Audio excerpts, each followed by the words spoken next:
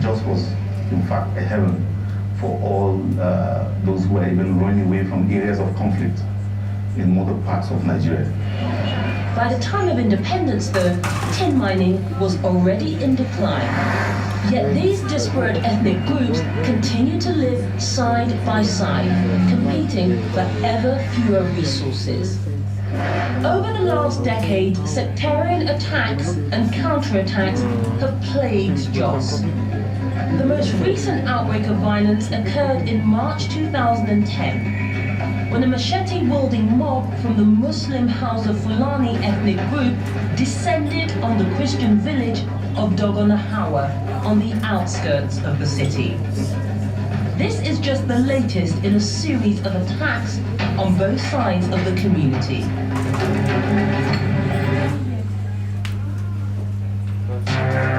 Eve to me is basically freedom. It's a giant open universe where you can do whatever you want. On Tuesday, 19, early in the morning, we see some movement boys gathering, many of them with arms and some armies together with them. This is a rock on that fateful day where we began to see smoke coming out from this house after they started throwing locally manufactured bombs of bottle contained with gasoline. Those guys, they are calling tires, petrol, burning our houses some with. Instead, they are digging our house, burning it. We are running with the children, and some women called me that I should come back. They have shot my husband. There's a house where we saw uniform personnel pouring gasoline. They asked us to vacate the whole community. We left. Yes, we recognized some childhood friends. Actually, I went to a Roman Catholic mission school, and I was born here, bred here, trained here. So that I intermingle, so I know what I have seen. I start coming back. I come and meet him. I said, Daddy, what happened? He couldn't talk to me. The only words he said that he saw me. He didn't talk to me again. We lost about 6 people. 6. Throughout Jos, thousands. Good afternoon, ladies and gentlemen. Good afternoon, ladies and gentlemen. Thank you very much. How's everyone doing? I know the weather is a bit gloomy and cold, but we need to shake it up, you know. I'd like to apologize first of all for the delay in start time. I'm deeply honored to officially welcome you all to the groundbreaking edition of the Dialogue series brought to you by Change360 Network. The event is themed Youth Political Participation, with the focus on our readiness for the 2023 elections and beyond. It is our common hope that this session stirs us up well enough to consciously decide to take up our stance in politics and governance. And when the time comes, which is now, which is closer than we know, we will be met prepared. So thank you very much for being here. It is heartwarming to see that as youth we have taken up the mantle and decided that, you know, we will fight for the change that we want and not to wait for it to be handed over to us, because nobody will hand anything over to us. Thank you very much. To open up this session, I would like for us to please stand up for the national anthem, which will be led by Esther Obaleye, also known as Asteri the Voice. Can we please put our hands together as she comes up?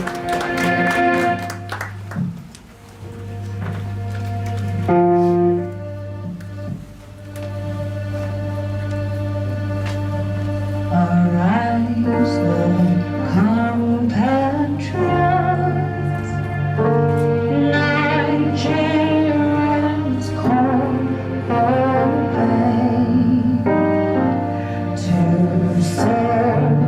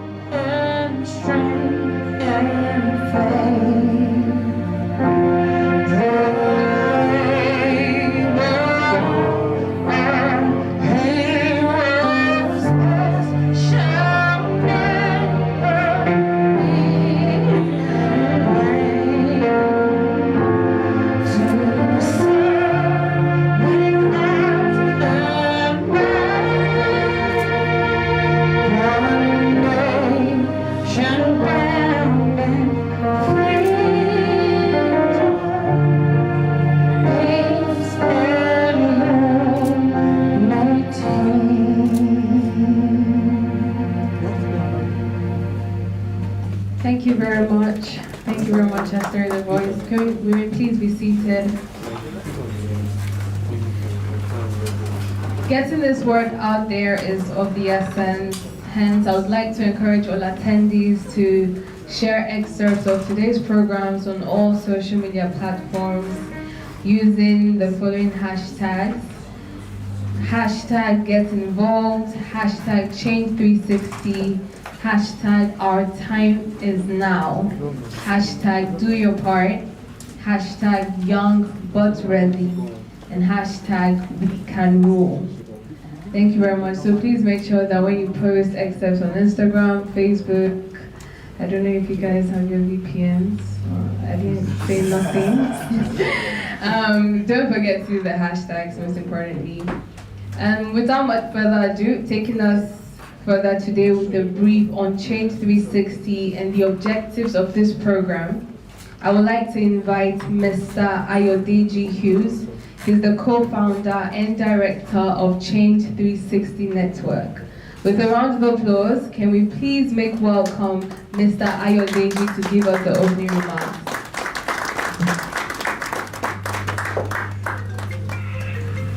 Thank you. All protocols duly observed. We want to welcome everybody to this very special August event. And I'm very delighted to be here today, and I'm very delighted to, let us know what or who Change360 is, or who we are. So without further ado, I start saying, who are we?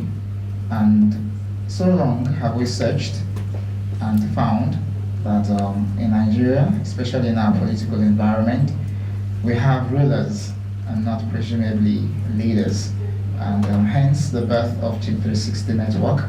And Change360 Network was found in 2013 while we were still students of the University of Ilorin, thinking about what we can do to make changes or to bring about change in Nigeria. And we sat down, we felt one way by which we can do that is by being the change we want to see ourselves. And that is why we are here today, and which is one of the reasons why we have gathered everybody here to speak to us. That's our panelists and our speaker, and also why we are here to listen and to know what we need to do to get to the next level of being leaders ourselves. Change360 is driven by the force and passion of young Nigerians who are desirous of a nation that will be seen once more as the pride of Africa. Our vision is to see a Nigeria where the ideas and dreams of our founding fathers are reinvigorated and rekindled. It is also our vision to see a country where we can go out and not be harassed or embarrassed by the color of the passport we are carrying. It is also our vision to see a country where the youths are the flag bearers of change, development, justice, unity, and equity. It is our vision to see a country where the voices of the youths will be heard and our aspirations achieved. Our mission is to ensure that we build a new generation of leaders who lead and not rule. It is our vision to see a generation of leaders who possess a mindset of making positive changes for all and not just for themselves. It is our vision to see a country where we have youths who understand that the nation is for all and not for some. It is also our mission to celebrate unsung young persons, to help them showcase their talents, take and explore opportunities around them, and to create an atmosphere of development and enablement. And then we ask, why are we doing this? We are doing this, and I want to quote somebody, Bertolt Brecht, who said, "The worst illiterate is a political illiterate. He hears nothing, he sees nothing, takes no responsibility, takes no part in political life. He does not seem to know that the cost of living, the price of beans, flour, of rent, of medicines, all depend on political decisions. He even prides himself on his political ignorance, sticks out his chest and says he hates politics. He doesn't know that from his political non-participation comes the prostitute, the abandoned child, the robber, kidnaps, and the worst of all, corrupt officials. Most of us, me included, are academically educated, but politically, we are illiterate. We think politics is dirty, but we forget that when the right persons are involved, it doesn't have to be dirty. Long have we allowed those who are not highly educated decide the policies that affect us, even with all the education we have amassed. Therefore, we have organized this event to let us know that if we really want things to be done the way it should be done, we can't stand aloof anymore. We should not only be book smart, but also be political aware. That the educated do not become slaves of the uneducated. And one of the major objectives of this event is to let us know that we can change the narrative and engage in politics, which inherently isn't dirty, but we have allowed corrupt minds to take the lead. I use this opportunity to welcome our guest speaker, Mrs. Alero Aida Otobo, our panelists, Omololu Ibijoke Sulaiman, Mr. Aziz Makinde, and Honorable Kayode Moshood Akiolu, who have left their busy schedules to join us today as we discuss how to shape our country. I also welcome all the participants present here physically and those who have joined us virtually. I encourage you to not just sit, but to participate actively in the discussion. We have heard it said that we are the leaders of tomorrow. That tomorrow has arrived. And I dare I ask you today, how prepared are you as a youth of this great country? Thank you very much.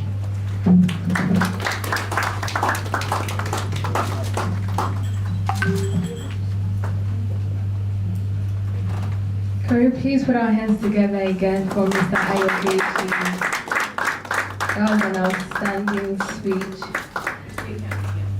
I imagine we're all eagerly looking forward to the plenary session.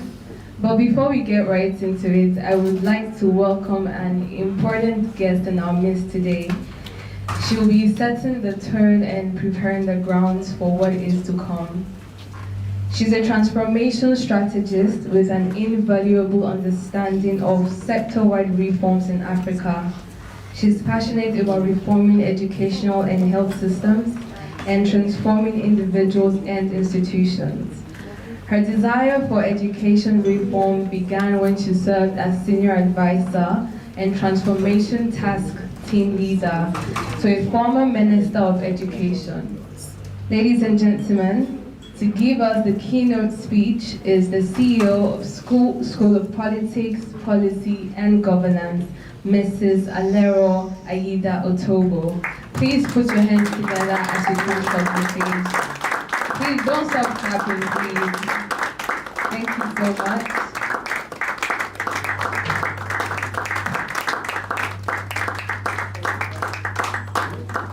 Thank you very much. Very good afternoon to everyone in the room. You're all distinguished. That you made it through the rain and that you came here, regardless of, says a lot. When they keep saying I'm going to have a speech, I don't have a long speech. I'm here to interact with you, to ask you questions, and to just sort of understand whether you understand the sacrifice that is required to get Nigeria back on track. We can talk and talk till we're blue in the face, but it's action that is going to transform our nation. So this afternoon is about provoking as many of us in the room as possible to take action. I hope you can hear me. You can? So I'd like to now to start by thanking the organizers of Change360 Network for inviting me to this important event. I'd like to thank Habib, who I think is going to be a good friend, a new young friend. I'd also like to thank Hughes, the co-founder. Thank you for that really good speech. You said a lot in very few minutes, and I hope people understood the weightiness of what you said. And to all of you, thank you for coming. Wow. It was my father's 91st birthday on Wednesday. He passed on about 3 years ago. It's my mother's 10th anniversary, her death tomorrow. So this week has been a bit interesting, to say the least. It's been a week that has brought to the fore the fact that my father hoped to see the emergence of the new Nigeria before he died. He didn't. It is my hope that I will see, but I'm afraid that I will not. And sometimes it keeps me up. I'm awake at night, wondering whether and I'm actually really awake at night, like many of you, because of Nigeria. And I think, are we going to see that shift? Are we going to see the change? And I'm now going to ask you a few questions to see how many serious contenders are in the room. I want to hear how many of you voted in the last election? Put it high. High. What would you say? Less than half, right? How many of you own a voter's card? So why the discrepancy between the number of voters cards and the number of people who voted? What did you do on that day? Or the several days when people were going out to vote? But you didn't go out. Couldn't find your polling booth. Who will be brave enough to tell me what they did, what happened? I'm your friend. I really am. Who? Yes. Tell me what happened. Because there must have been a reason. Yes, I was monitoring election. Oh, that's so good. Yes, okay. We're monitoring. Fantastic. So you had a reason. Who else? Let's hear another reason, because I'm curious. Because one thing I noticed that in the last elections and the ones before, my polling booth somehow, for some reason, there was hardly anybody there in the last election. I don't know where everybody was. I don't know where they traveled, whether they were at home, whether they just couldn't be bothered to come out. I mean, we all walked there casually, and it was unbelievable the difference between 2014, was it, and 2019.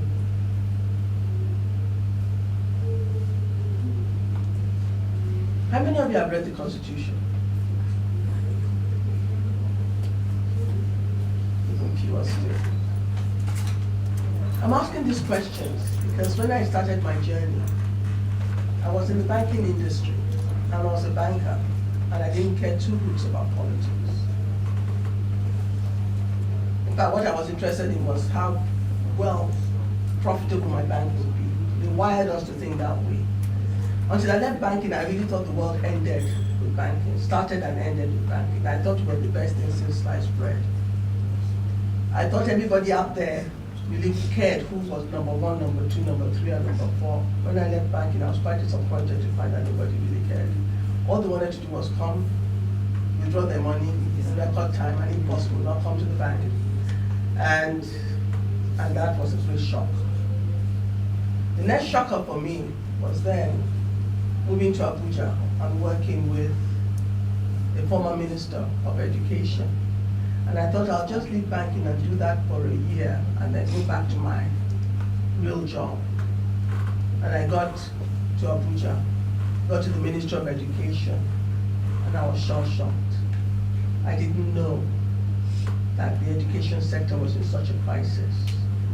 I wept so many times seeing the conditions of several of the schools. We wept at how the children couldn't read or write, even though they were in class. So you had out of school children, so those numbers at that time were 10 million. They still call 10 million. How is it possible that in 2007, there were 10 million children out of school? And in 2021, there are still 10 million children out of school. There's something wrong with the maths. That tells us that we don't even honor and respect data. I think there are more like 15 million children out of school right now because we haven't solved the problem. And to put that in context, if you've heard it, that's like 5 Switzerlands. Those are nations. Finland doubled the number of children out of school. So we have nations out of school in Nigeria. So after my 10 months of being in that Ministry of Education, I couldn't go back to what I thought my world was. I realized that we were in a major mess in education, major mess in health, and I was tired of sitting pretty in Lagos and thinking all was well. I now began to understand the tears that my father I sometimes would shed because he knew that Nigeria was in trouble. My father had served 3 heads of state before he stepped off the stage as secretary to government. So I knew how the powers of, the corridors of powers operated. I'd been to Gawan's Christmas party. He introduced us to his wife, said, this is Auntie Victoria, I'm going to marry her. So I was sort of used to public service. I was wrecked by education. I worked with 4 ministers. I'm telling you this story because this story is deliberately. Because if you don't get serious, somebody else in 50 years will be standing here and be telling more stories. And Nigeria may not have changed.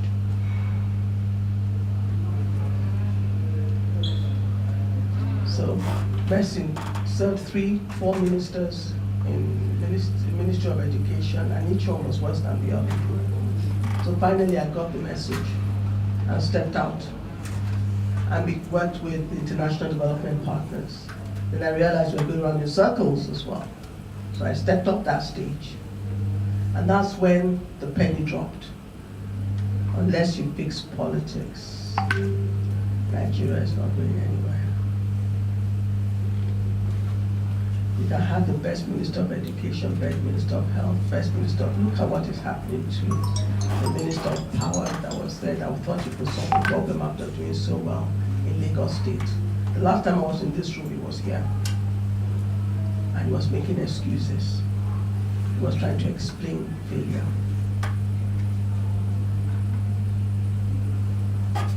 So one of the things that I'm realizing is that as young people, we need to awaken a whole generation. And my question is, what are the awakening strategies? What we're meant to be doing here is an awakening, and then a call to action. So you awaken, you arise, and then you act. You can't act without arising, and you cannot arise without awakening. A lot of the youths are asleep, and they think that somebody else is going to do the work. If you don't wrestle for the nation, it's not going to be handed to you. I hope you know that. I think we all know that now. So it has jumped a generation and it's now with you. My question to you now is, what are the awakening strategies? How do you awaken 30, 40, 50, 70 million people? I remember, many of you may not know, I remember when there were no mobile phones in existence. So let's use that analogy. When we all had NITEL, and I think NITEL was only about less than 200, 300,000 people in the entire nation had NITEL phones. If you wanted to make international phone calls, you went to Kingsway Road and you all queued and they will dial for you and you quickly go, hello, hello, hello, and then you have 5 minutes and then they cut you off. Right? We now have mobile phones and over 70 million subscribers. How did we awaken 70 million subscribers? Because if you don't have awakening strategies, you're going to have rooms like this that you have not filled. So if you cannot fill this room, how are you going to fill the stadium? How are you going to fill TBS? Abuja Stadium. How? What are the awakening strategies? An awakening is not noise. It's not making a lot of noise. It's not being busy on social media. That's not awakening. Actually, when you make a lot of noise, you scatter. It's a sound that awakens. So the question is, what's the sound that you carry? What sound does each generation have that when people hear it, they wake up and say, oh, woe is me, we have to take action. And if you don't think about those awakening strategies, Nigeria is not going to shift. I'm just making a few opening remarks. And then we're going to go very quickly to the next segment. Sound is distinctive and is weighty. There's too much noise in Nigeria. It's a very noisy country. And people are just talking, making a lot of noise, and not going anywhere. It's like the hamster. You know the hamster that goes around in circles and just keeps running. It's not going anywhere. No movement. But distinctive, weighty sound is what creates movement. Without a sound, movements can't happen. And we need some serious, significant, youth-led, motivated movements. And don't do it solo. Solo action has never changed a nation. Great nations are birthed through great movements. And great movements are birthed when people are willing to do one thing, sacrifice. They put down their own personal agenda and they pick up a greater agenda, an agenda that the people have agreed to. Can I tell you the truth? I can't see that yet. You youths are still working solo. Solo never gets you anywhere. You don't become formidable, you don't become fearless, you don't become unbeatable, you trail a blaze, maybe never changes a nation. Study every nation that has been changed, transformed, is taking the people. From the Clapham Group in the United Kingdom, to ANC in South Africa, to Lee Kuan Yew and his people in Singapore, nations have been shifted by communities of reformers, nation builders, transformation agents, who have character, competence, and capacity to make change happen. Noise makers are sometimes just empty vessels making a lot of noise. One of the things I'm finding out in class, and I'm going to talk about it, the School of Politics, Policy and Governance, is how incompetent many of us are and how we lack knowledge. And it's painful. Because I'm sitting in class, 2 masters, 1 first degree, I'm learning a lot and I'm thinking, oh my God, our politicians think they can just get up and go. And that brings me to my third point. When you have awakened the people to arise, the most important key to arise is preparation. If a people are not prepared, please don't arise. Because you can't solve the problems that are there. Yesterday, when you were going to eat, I was standing up. Our problems in Nigeria cannot be solved by anybody who has not been prepared. We should stop this nonsense of thinking a president can be a primary school holder, a secondary school holder. No. You can't comprehend the depth of the issues. You cannot. And nobody can tell me that you can. So that preparation, when you look at it, will you go to a surgeon who has never read medicine and say, I don't worry, your appendix is here. I will find it. And you two will lie down and let them cut you open. Would you fly in a plane for somebody, a pilot that has not been trained? Even your ordinary supermarket, will you not even train the person who is going to be counting the money? You will train you will interview people. Let's say you have vacancy for 2, you will interview about 15, 20 people before you pick the first person. And then in Nigeria, anybody gets up and says, I'm running for politics. And we all say, yes, run.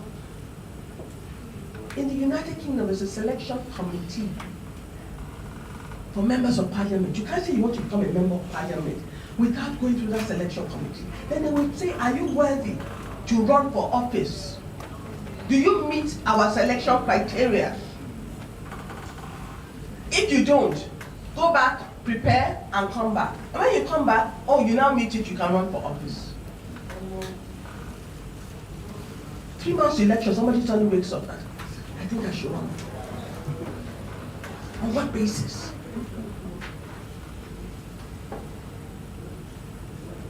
So what is the methodology, the process or system of preparing our politicians? And I racked my brain and I thought, I don't think there's any. If any of you know, please tell me so that I can stand to be corrected.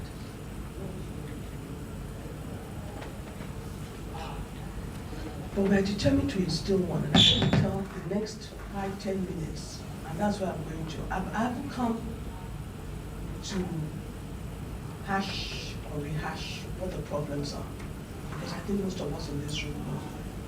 But honestly, if the youth, if you don't prepare yourself, if you don't understand what the issues are, if you understand what the issues are, you know that we're in deep trouble. Because every decision we've taken over the last 24 months, most of them have been wrong. Most of the decisions have been wrong. From the most recent Twitter ban to banning 41 items that triggered off other bans. Do you know what it has done? Investments. Investors are not coming. How does a nation develop without inflow of resources, financial resources? It's not possible. Trade follows foreign policy. Trade, investment follows how healthy your economic climate is. If I had money, would I invest in Nigeria? Would you invest in Nigeria?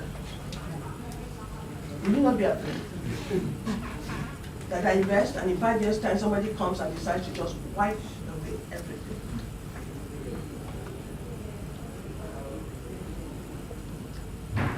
So the question I'm going to ask some of you is, how serious?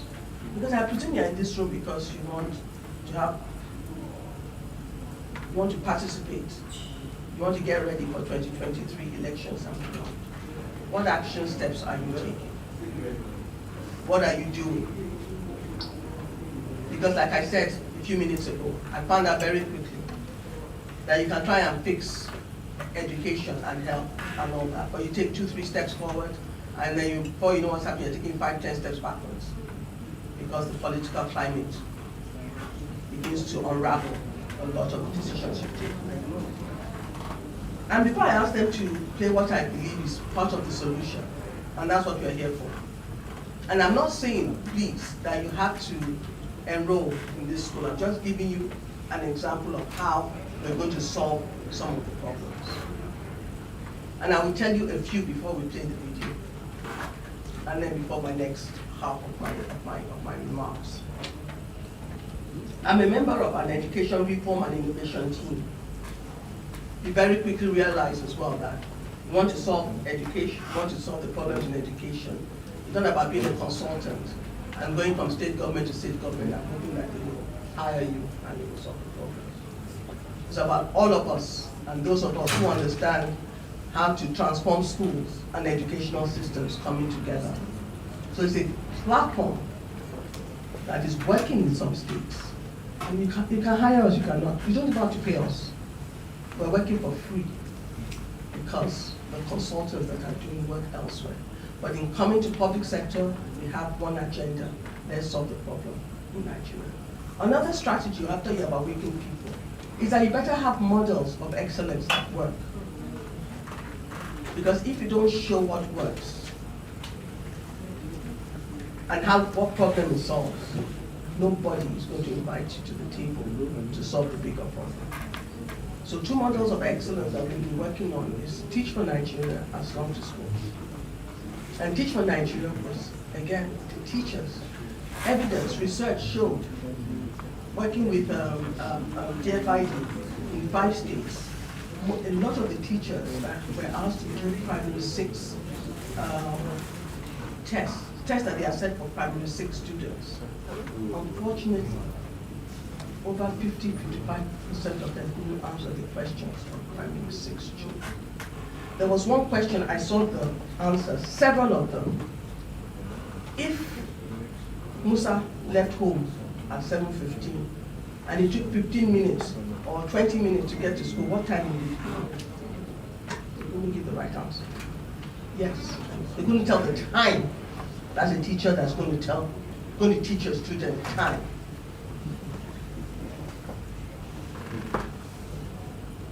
We cried.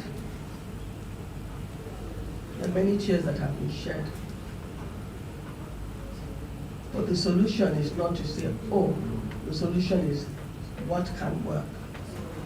And what works is take people who are young, who are passionate, or most important, who are competent, put them to 2-year fellowship. Let them go to the rural areas. Let them go to schools and serve for 2 years and show the impact that they are having on students. After doing that, the 3rd cohort is in. We started with 45 people. The 3rd cohort is 400, and we had over 100,000 applications for 400 places.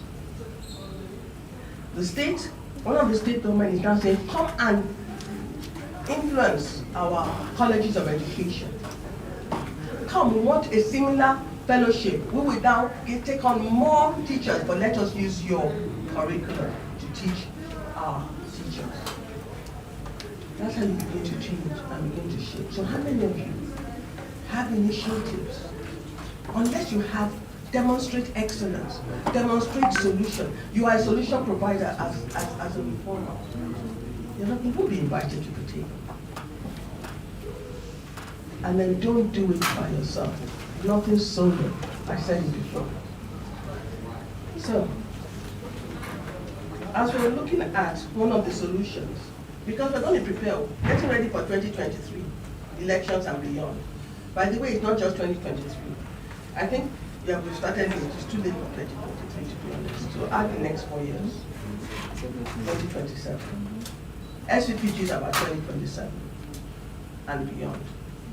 We will make some, perhaps, anyway, don't let me go there. But one of the things I want us to know that, the third thing I said is act. Awake, arise, act. To act is not a walk in the park. It's one of my favorite phrases. We start things, we get tired, and we stop. We start, get tired, and we stop. Nations are driven by 3 S's. Sacrifice, the people who are willing to lay down their lives for that nation. Show me those who are ready to die for Nigeria. There are not many. And we need to applaud the people at the toll gate for NSAS. They paid the price and their death. Those who died, no matter how few, will not be in vain. Stamina. Stamina. You better be ready. This journey that I've just talked about, teach these models of excellence, will take 20 years. Stamina. When you go to South Africa, ANC, Robben Island, you think that it's just Nelson Mandela that was one that, no. A host of people willing to pay the price went to prison, and some of them were in prison longer than Nelson Mandela. The third is what I call strategic warfare. I was going to stop at strategy, and I said, no, it's not just strategy, we're designing strategy. I think we need to declare it. Without guns, design your strategies, long-term, plan, and execute. That's where we tend to fall over, execution. So we have some great plans, but without stamina, without sacrifice, we're not able to execute. And then we stay the course. So let me now present that. If we're going to get ready for 2023, Give me a people that are prepared. A people that have these 4 qualities of the character, because we are low on character. And character, it comes from knowing who you are, your identity. Because when you awaken, you better know your identity before you arise. And you have been called, the generation sitting in front of you, have been called the lion generation. But I'm not hearing enough roaring. There's noise. But that noise does not scare anybody. The noise is just making noise. So they just say, let's silence them. They silence you and they're quiet. Very easy to silence you guys. So easy. You call a few of you, they give you money, they're silent. Others, they threaten you, fear, you're silent. What other silencing mechanism do they use? Tell me. What other silent strategies do they use? Twitter ban. Huh? Twitter ban. Twitter ban. Oh, Twitter ban, yes. Or they close your account. We need, you know something, there's a new class of entrepreneurs that we need. I'm going to mention 3. Reform entrepreneurs, there isn't time to talk about who they are.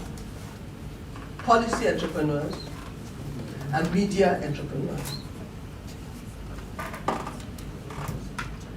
Media entrepreneurs will know they craft their words, the imagery that they use, the visuals that they use, the narratives that they create, shapes the nation. Reform entrepreneurs know that unless you go to the root cause of a problem, don't fix the symptoms, go to the root cause. And there are strategies for getting to the root causes. And then policy entrepreneurs know that after you've identified your root causes, you better know how to design the policies that will address them. And then you make sure it's executed. Those 3 classes of entrepreneurs we need. And why am I calling them entrepreneurs? Because you better know how to sustain yourself. Because if you don't sustain yourself, they will buy you. And if they buy you, you'll be silenced. We need a new crop of people that are not free, a chisel in such a way. They can't buy you. Character. So, preparing ourselves. Let's see the video. And don't ever think that you know enough. Trust me. There's always so much more to learn, and I'll tell you after the video. I'm going to put down the light. The light, I don't know whether you'll see. Will we get a sound? You may need to start again, because a very short video is about a minute. Can we start again?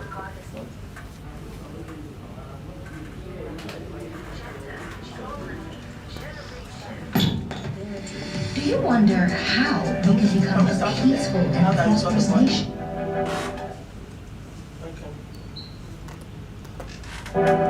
Do you wish for a Nigeria where everyone has equal value and opportunity, regardless of gender, geography, generation, and ability? Do you wonder how we can become a peaceful and prosperous nation? The answer lies in leadership. Our unconventional school of politics, policy, and governance, SPPG, is on a mission to develop a new generation of political leaders with character, competence, capacity, and compassion. If you're a Nigerian with a desire to build a new, inclusive, and truly great Nigeria, then SPPG is looking for you. Go now to www.thesppg.org and fill out our simple application. Join us as we build the Nigeria of our dreams.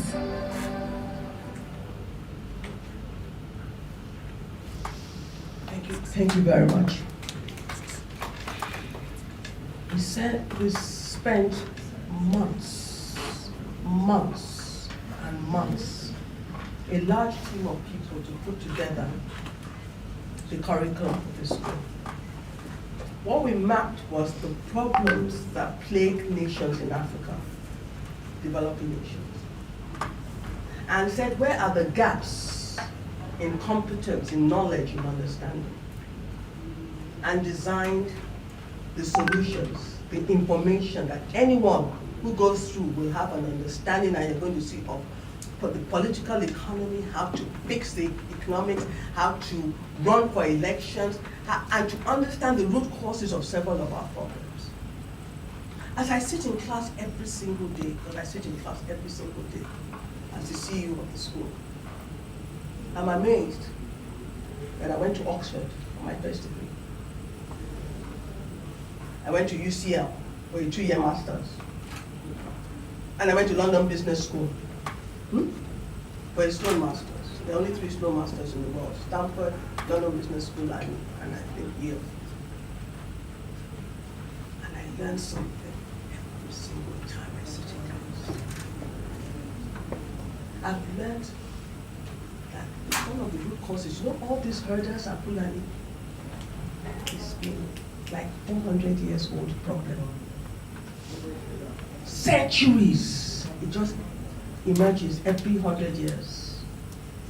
It was that triggered slavery. Our colonial masters could come to Nigeria and colonize us. Not because they gave us gunpowder, but because we were already conquering. We had a conquering mentality and we were already capturing slaves. So all we had to do was the slaves that we were capturing for our neighbor and giving to certain chiefs, we just gave it to the white man. We weren't doing anything new. They didn't introduce us, we were doing it. And I went to South Africa, not pre-COVID, the year before pre-COVID, on a 14-day, I think, safari. Don't be deceived by safari. We drove from all the way from Pretoria, Joburg, all the way to Cape Town, 11 days. We stopped at different historical monuments. We stopped at hospitals, we just stopped at different places, and every place we unraveled the history of what happened in that place. That's when I realized that the same problem, apartheid, is the same problem, slavery, is the same problem that we have with our political leaders. But they rule and govern, they don't serve. That same spirit has been here for 400, 500 years. It's not new. And you think now that you will just come up and just be running for elections and you will unravel it. Do you think you can? A 400-year problem. You use the same solutions. Not possible. I've learned that the information, the depth. We have over 90 faculty members, over 140 topics, and there's nothing that we are not, that is, I'm not a student, I'm just in the class. But our students are already sounding different. And they're from all parts of Nigeria. I'm not sure that I'm going to have enough time to present because something tells me I've exceeded my 20 minutes. But I'm just going to do 4 slides out of 17. Do I have permission to do that? I have to take permission to talk some more. But I'm just going to tell you, and the reason why I want to, let's just go because I'm not going to take up any more time, right? One of the things that I want to, because I want us to have a solutions mind. Let's live here. Many of you are solving problems. And if you've started, don't give up. Just remember the word stamina. Stay the course. It's a 20-year marathon, not a 2-year sprint. 20-year marathon, not a 2-year sprint. When you have that in mind, you won't give up. Surround yourself with a tribe that can run with you.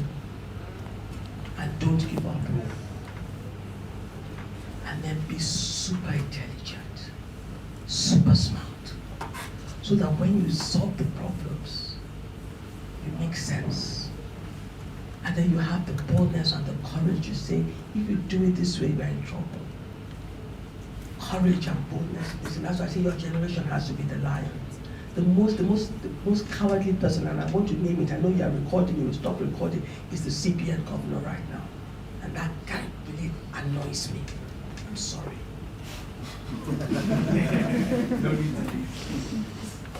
I don't get it. Because one of the things that I know, and we all know, that if you have a spineless spineless central bank governor of any nation, that nation is in trouble. Because you can't take the decisions that ensures that the economy does not fail. After the president of a nation, I'm now more than convinced that the governor of the central bank is probably maybe even more important than the Senate president. And is courage, boldness, and knowing who you are, your identity, that you will know that if you will not, that's why we have to salute Sanusi. He spoke up, he stood firm, no matter what you say concerning Lamido. I worked with him in UPE. He's been like that for years. When Abacha died, he gave everybody Coke to drink in the bank. He celebrated. Crazy guy. Now, let's go back, because I'm just going to focus to tell you. Now, when you're solving problems, you're thinking, right? This school does not stand alone. It's not saying, oh, let us raise leaders. Oh, that are what? Have character. Because you can have the best leaders. If you have a weak electorate that lacks knowledge, that is not engaged and is not empowered, the day of election comes, what do? Like half the class, half the people here, you don't show up for elections unless you're like, you're monitoring. Some of you, it's a public holiday on that day. Am I right? Yes. It's a public holiday. And then you watch TV, Netflix. You don't go out. Because you don't balance, they will come and kill you. So, I'm convinced. Let me go there. An empowered and engaged electorate. And then, the third leg of this problem is regulatory framework. And that's why I'm so happy about the Constitution and all the government saying about Constitution. It's a new Constitution we need to forget this current one. So we want a reformed, a new constitutional, political, and electoral environment. So we've got to fix the Electoral Act and fix, what else? The Constitution. All these three things are happening simultaneously. Because you can have an awakened electorate, you can have a political class that is thinking differently, and then the framework still stifles, constrains, and impedes. Let's go very quickly. What are we trying to do? We're trying to attract, develop, and produce a new generation of political leaders who will do what? Listen and serve the new class of citizens who know their rights. What? They're going to be new and disruptive. When I came to this room, I would have done something, but I just said, let me honor Habib and Hughes. Let me not, right? So we've got to start thinking disruptively. Status quo, we're here to defy status quo. We're here to say no. Do you know who knows how to say no well? The Chinese people. Chinese people are confounding the world. Oh. How many of you have been to China? Not China to go and do trade. Oh. You cannot help but be impressed with the Chinese. Quick one, went to Beijing. I was so sure that it looked like Lagos. People everywhere looking like overpopulated. It's organized, it's ordered. Why? You can't enter Beijing anyhow. You can't say, I'm tired of living in, where? Ibadan. I want to go to or Uyo. I want to go to Lagos. I want to go to, no. You apply and you have to connect to a generation, ancestor. Did you ever live in Beijing? No, you can't come. They're disciplined. We lack discipline as a people. Let's continue. Very quickly, the vision, I'm not going to bore you. I want to, there are core values, you know there must be core values, so let's continue. I'm only going to highlight, educate Nigeria's new political leaders dedicated to our values and capable of governing Nigeria based on values we uphold. We want people who are going to serve. But I want to show you, and this way I'm closing. Continue. Our 7 thematic areas. Right? You know, remember I said that, the gaps. Politics, ethics, and leadership. First 1 month. Second month, Actually, the first 1 month is an acculturation program because we're going to assume that people are coming with different mindsets. Have you ever heard the saying that Nigeria is a mindset? It's not a nation, it's a mindset. So if we're going to change Nigeria, we have to work on our national corporate mindset. So the first 1 month is our acculturation. I won't go into details. 3 weeks of, you know what that means, changing mindset and culture. Then politics, ethics, and leadership. Political economy and engagement in a democracy. That is so loaded. We finished that in May. June, we've been looking at economic and sector policies for inclusive growth and shared prosperity. That's when we're going down to the nitty-gritty of economics and understanding how Nigeria, the natural resources should be managed. And you see that the mismanagement, just by knowing how it should be managed, you can see how it is being mismanaged. And do not believe the lie. We're in trouble. Oil is disappearing. We are in trouble. Big trouble. But no plan B. Just we're in big trouble. Just we're fixing it, are we not? Everybody in this room is part of the solution. The fourth is good governance, institutions building, and citizens engagement. Because institutions building is so important. That's the strength of a nation. Trends in public leadership and innovations, running for political office, and what we call capstone project. Now, the capstone community project, I'm not going to waste too much time. I think the next slide will just say it, and then this is the duration. It's intense, very intense. If you are someone that's not willing to pay the price, don't apply. You will cry. Don't apply. It's every evening, Tuesday to Saturday. You only have Sunday evening and Monday off. It's intense. For those who are there, from different parts of the world, Nigerians in different parts of the world are present. You have someone who comes in from Australia at 3 a.m. and he hasn't missed a class. I don't know how he's doing it, but he's determined. He's going somewhere. I could go on and on, but what I'm just going to give the message is, whatever you are doing, getting ready for 2023 elections and beyond, if you don't focus on the 4 C's, you're going to miss the mark. And one of the most important, and I'm going to assume that you people must be people of character to be sitting in this room. I'm going to make that assumption, because if not, I'm in the wrong place. And then, but competence is where many of us fall over. Our lack of knowledge, lack of understanding, lack of insight, not knowing how to design solutions. Policy making, we need to up our game, we need to understand how policies are formulated and be part of it. And preparation is not, let's me just do something for 1 month, 2 months. It's not. And we know people who are doing this and then they're doing other things behind and they're doing other things. We have some people who are in Ivy League that are here. Do you understand? Because of the information. Let's see the faculty. I'm just going to show you the capstone. We go community of practice, community project. And then when you finish, you're going to set up your own mini SVPG. So you're going to go out and teach other people. Because as you teach, you get stronger. And you don't have to start your own mini school by yourself. You can start it with members of your cohort. Okay? Let's continue. Faculty. We have, I think I just maybe just 2 months. We have people all the way coming in from corporate Nigeria, coming in from national figures. We've got people international, global. We've got partnerships with UNDP. They've said, faculty members.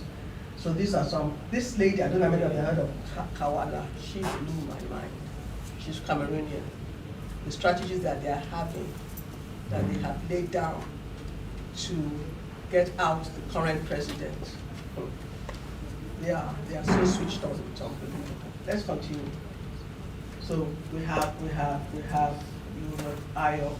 Oh, how many of you know Peyi and Bola? Their new book, Get It. Formations. They've got a new book out. It is amazing. They brought such depth and insight. They made history come alive and been able to see what so many of our issues are rooted in our historical and our cultural problems. Amazing women and men. Okay. And then this is the second month. This was May. Engagement in a democracy.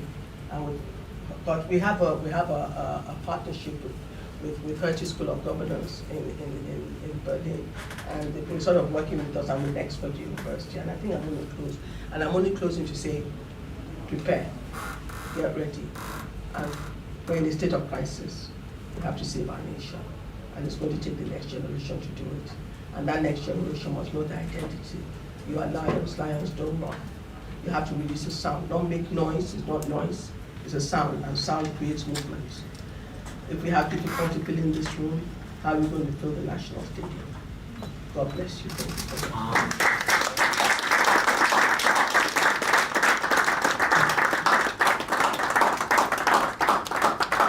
Thank you very much. Please don't stop clapping. Put your hands together for her. That was an outstanding and thought-provoking lecture. I wouldn't even call it a speech, it was a lecture. Thank you so much. It was very timely. The stirring up that we need at this current moment. I know that we're all eagerly looking forward to this moment. So without much further ado, it is time for us to sit back and glean from the intellectual expertise of our speakers. And to moderate the plenary session, I would like to welcome up to the stage Mr. Olasukomi Bajabiamila. He's a public health professional and a 3-time Lagos State scholar. Olasukomi, who has consulted for startups as well as small and medium businesses since 2018. Also moderating the plenary session alongside Olasukomi is Ms. Omotomi Bello. She is a brand and communications consultant. Can we please put our hands together for them as they take their seats on the stage? Thank you so much. They will go on to They'll go ahead to introduce our speakers and moderate the panel session. Thank you.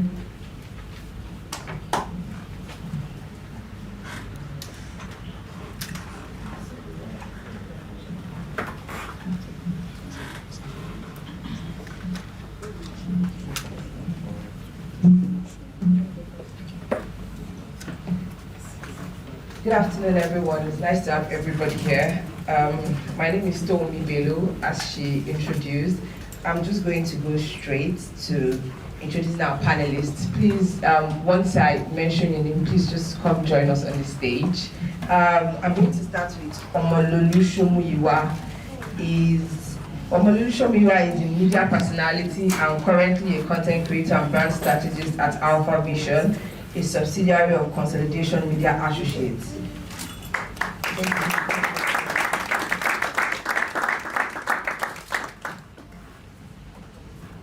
I'm also going to go on to introduce Ibijoke Faborode. She's the co-founder of Elect R. Please join us on the stage. Thank you. Good afternoon, everybody. My name is Olasukomi. I'm just quickly going to please call up here Mr. Makinde Aziz, who's the founder and CEO of Nigeria.com. Mr. Makinde Aziz is a young and vibrant online entrepreneur. I think everybody here knows Nigeria.com. Yeah, so yeah.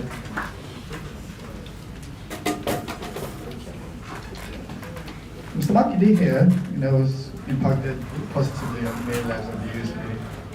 I can't really begin to say the things he has done. Finally, to call up here, I'd like to introduce Honorable Kayode Moshood Akiolu, who is a young politician in Nigeria, registered under the All Progressive Party. And is also a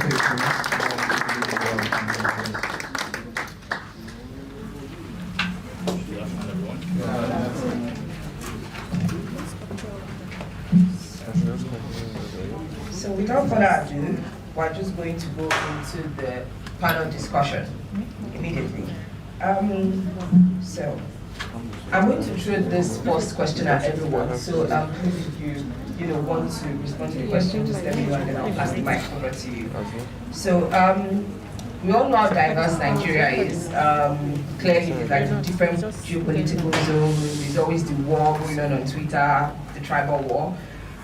really, really diverse. That's why, you know, United African Republic was a bit funny to me, but it made sense in a way because of how big we are.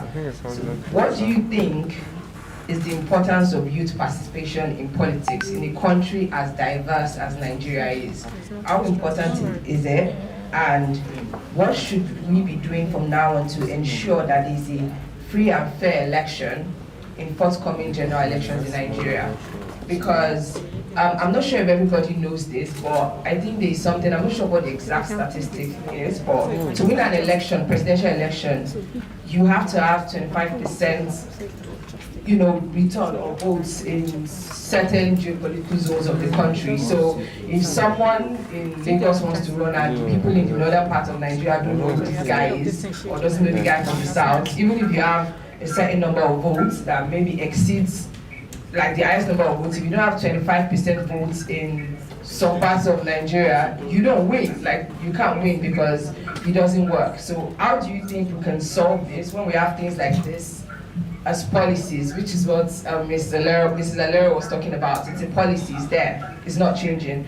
What do you think we can do to achieve and ensure a free and fair election so this doesn't affect us coming into the elections and trying to, you know, transform the nation as a whole? What do you think? Like, how do you expect? Okay, before somebody answers the question, I'd also like to introduce one more panelist. His name is Sulaiman Yusuf. He was an aspirant of the Kwara State House of Assembly in 2019 elections. He's on virtually and he's right behind us. So, all right, so we can proceed to answer any questions. who would like to go first?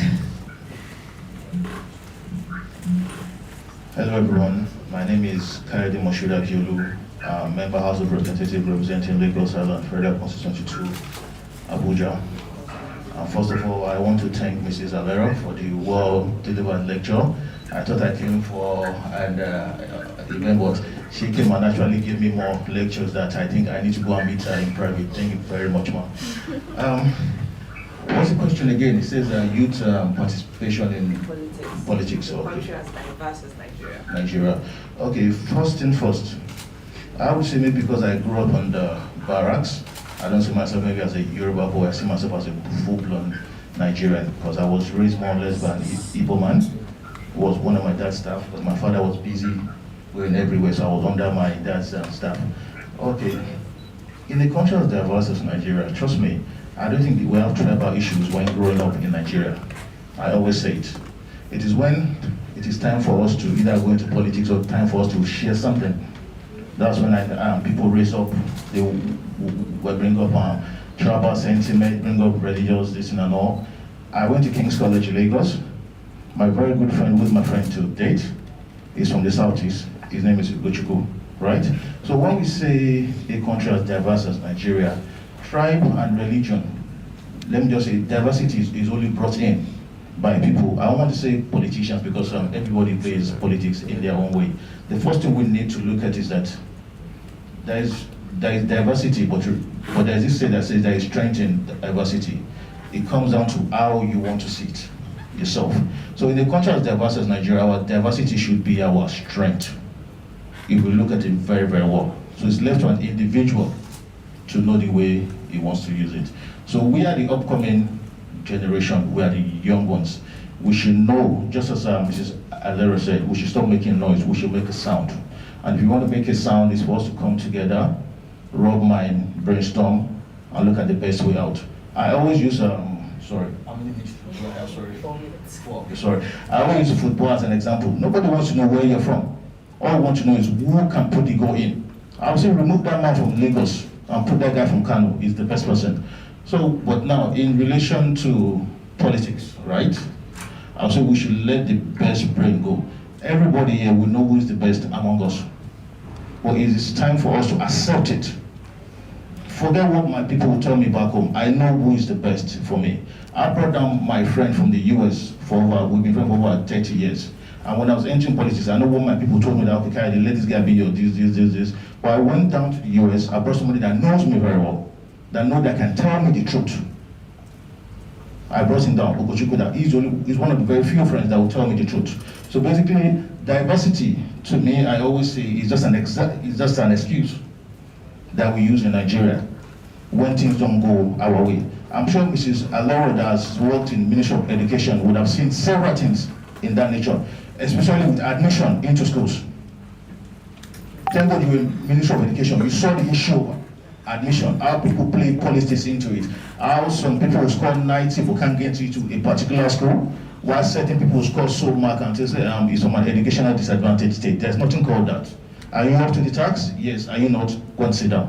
So it might lead to, I'll say we shouldn't play diversity as maybe when it comes to politics. No, it's like, who is the best person for it? Thank you very much. Thank you.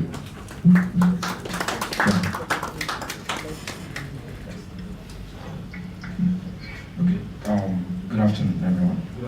Yeah, this man right here, I've known him all my life, and I know how intelligent and brilliant he is. Opposite my father's house, at Katelegushi there, his father has a house there, so I know how brilliant he is. But the truth is, with the question at hand, in Nigeria, as diverse as Nigeria is, I know how brilliant he is as a negotiator.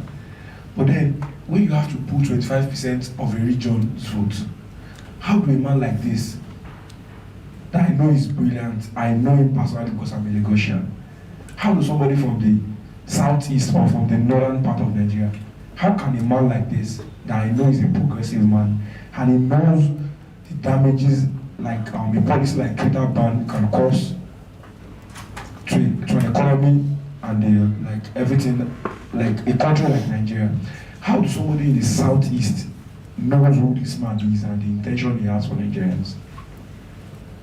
This is the problem.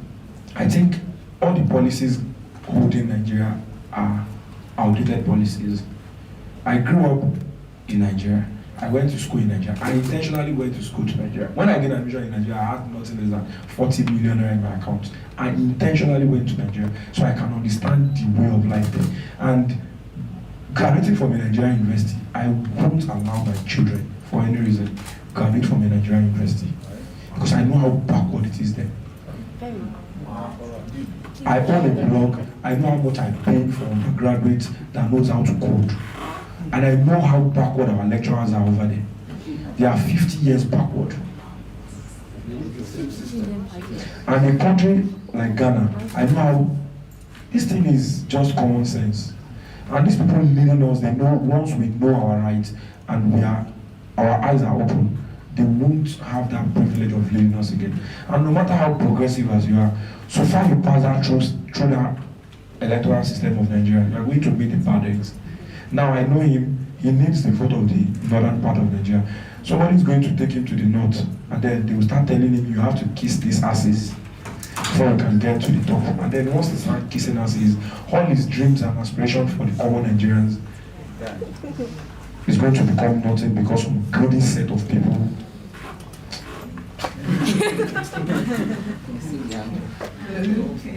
Hi everyone. Again, I'd like to say thank you to Mrs. Alero.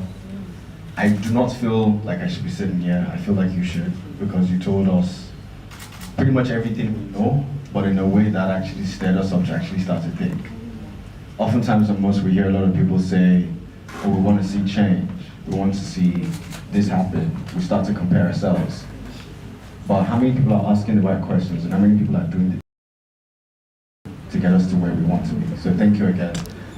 If I could, for the presentation, I would please love to share my email with you so I could get the rest of it and just read through. And hopefully I could reply to SSPG or SPPG. I got it right.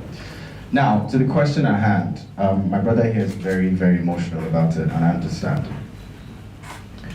But the truth is, if we say that we want to be the future, and we say that we want to actively participate, and then there's the question of diversity. I'm sure everybody in this room understands the divide and conquer rule. So when they banned Twitter, did they ban it from the north and left the south? Did they ban it from the north? When they decided to start to talk about NSAS and they called us the Sorosuke generation, Did they say it was the people in the Southwest that were the Sorosokyo generation? Or did they say it was everybody? But when it comes to something that needs to be done constructively, that's when they remind you that you're Muslim and Christian. So unless, Auntie, please, what's your name? Favor. Favor, where are you from? I'm from Edo State. Good. Favor, unless you decide on your own without ethnic divide or religious bias or religious doctrines or lines, unless you on your own, that's the Musa in Taraba that you'll never meet is your brother. We can't go anywhere. Because at the end of the day, right now you don't see him as your brother because they've made you think, oh, Southeast, South, everything is geopolitical. But until you decide in yourself, irrespective of where you're from, irrespective of who you know, irrespective of where you worship, irrespective of the day that you worship, until you decide that the person that you will never meet is your brother and you will change, we're not going anywhere. So it is,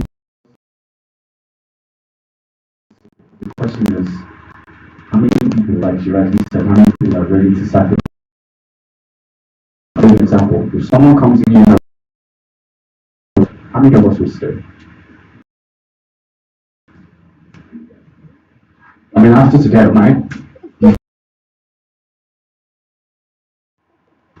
It's not weird. So it is, like you rightly said, there is, I don't want to use diversity. I want to say there is value in the youth. And until we understand value and the power that we carry as the future, until we understand the power and value that we carry as the future of this nation, we will continue to divide and conquer.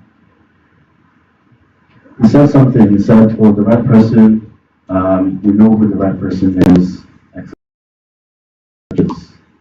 Why are we still a country that has to depend on where you're from before we choose a leader?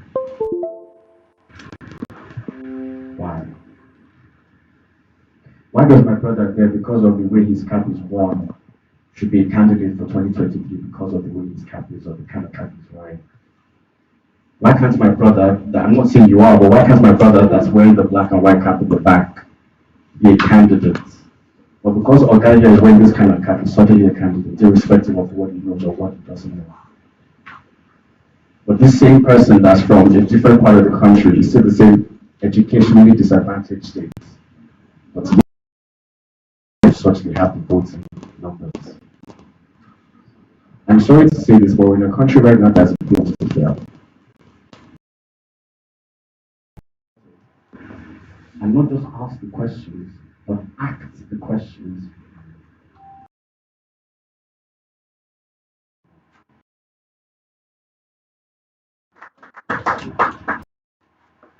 Good afternoon, everyone. Thank you so much, Auntie Alera. I haven't met you in person before, and you really echoed a lot of things. I grew up in the university community. My father was a former vice chancellor in OEU. And if you know it, you know how radical it was. To be honest, until we started the lecture, I didn't really understand how that shaped me as a person.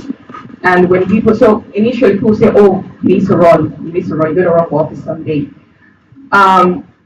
But I'm going to say two things, resilience and stamina. He said those today.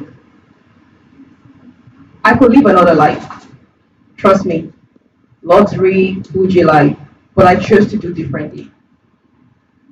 I left my job in Paris, people thought I was crazy. I moved to Nigeria, I set up the British Embassy, high-paying job, good, but I wasn't fulfilled. Well, one thing traveling across Africa taught me was I started seeing the depth of the problem because I was doing international media. And then I came back, I was doing international trade advisory, monitoring education and healthcare. And I think I was just frustrated because I saw the depth of the problem. And I kept thinking to myself, what can I do differently? And then I monitored the election in 2019, and then I met my partner. And that day, it was just like this, we're talking about the problems and the problems. You asked a very fundamental question. You said, what can we do? How can we leverage participation ahead of the 2023 election to ensure that regardless of the limitations of our diversity, we can still get the youth elected? Now, in that room that day, everyone kept talking, I'm so frustrated, I want to leave Nigeria, blah, blah, blah. And my partner said something. She said, what are we going to do differently? Unfortunately, we have the current hostile political climate, we have this myriad of issues, but what are you going to do differently? And then I realized that, we're just thinking in the same direction. One thing I wanted to do was I realized that we had an absolute underrepresentation of women. And so started studying models across the world, like you said, what models of excellence can we? So today you really spoke to me. It was very profound, and I would join the school too. But directly to your question, I know everyone has been talking about you sound frustrated, and it's okay. I think it's very important. No, it's very important for us to humanize the feelings that he has. And that's probably what 80-90% of Nigerians feel, right? But Auntie Lara said something. She said stamina and resilience.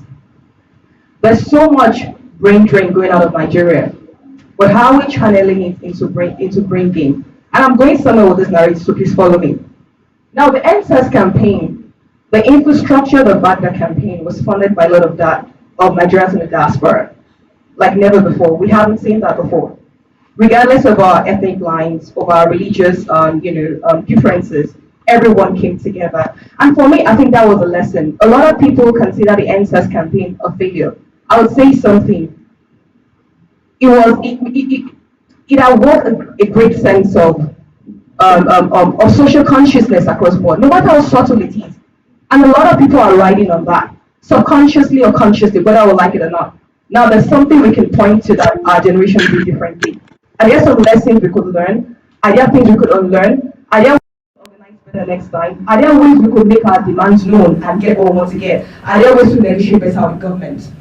There are questions we need to be very honest about. Now, you said, how can we harness the youth? So, look, diversity, inclusion, religious divides, all those things are real. However, I'll say something. When people want to get into business and do business, when there's money involved, look at you. We forget religion, right? No, you're a businessman.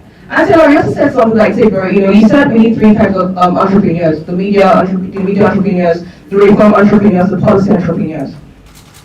Each and every one of us has that today. We just haven't harnessed it, and that's true. I wanted to run because I was doing high-level government relations. So